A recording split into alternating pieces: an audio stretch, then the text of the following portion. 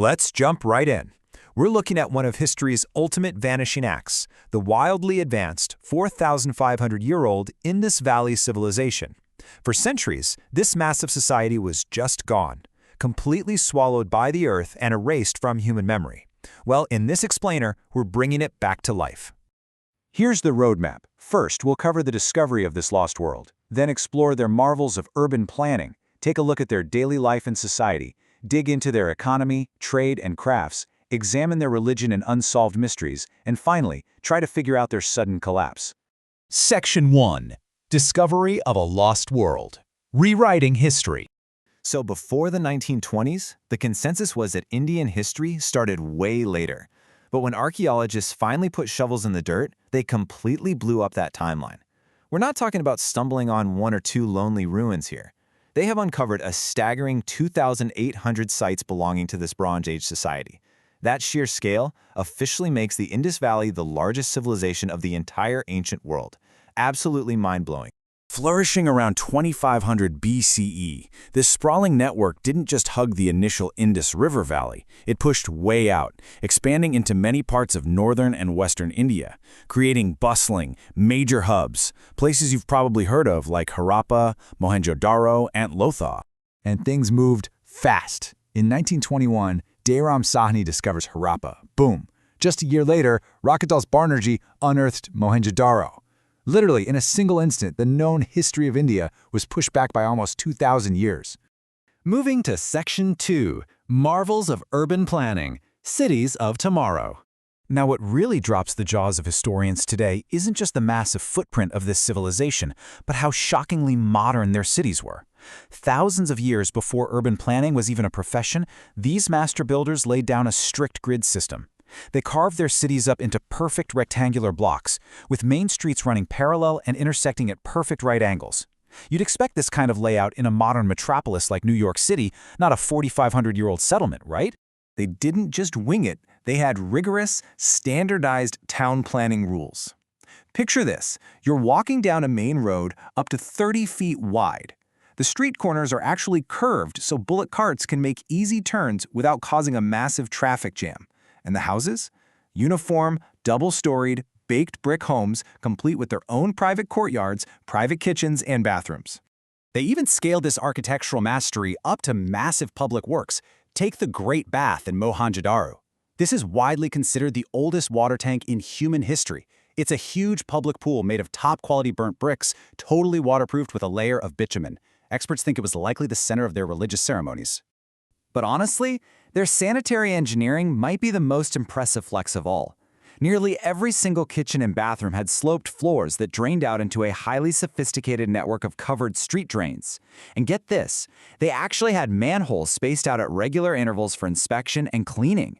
That level of dedication to public health was completely unheard of in the ancient world. Section 3. Daily Life and Society. The people behind the bricks.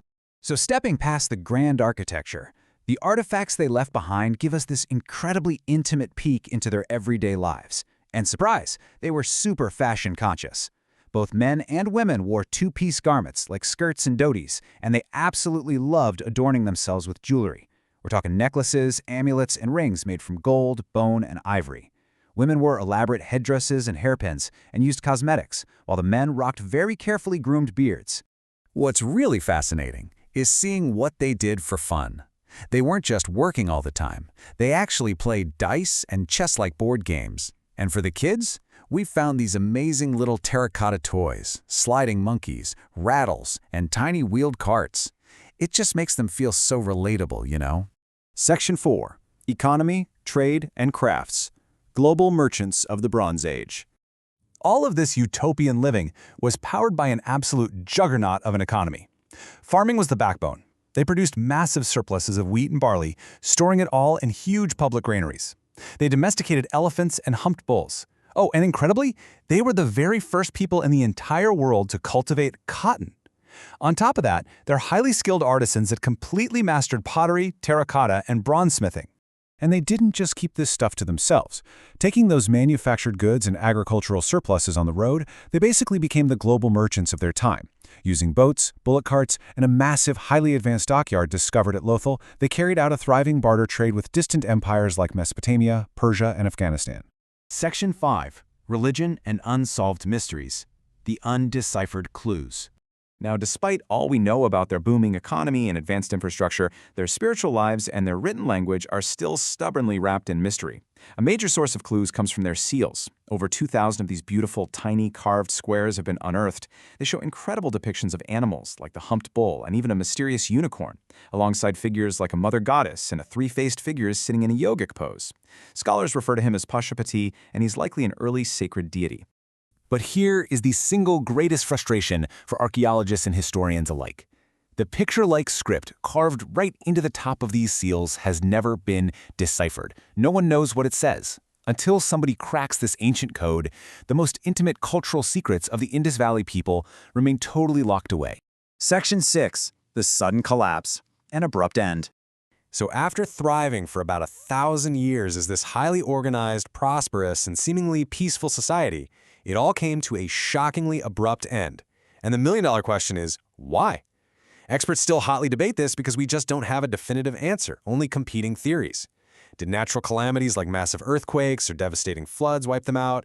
Did the life-giving Indus River alter its course and destroy their agricultural backbone? Or was it due to violent invasions from foreign tribes like the Aryans?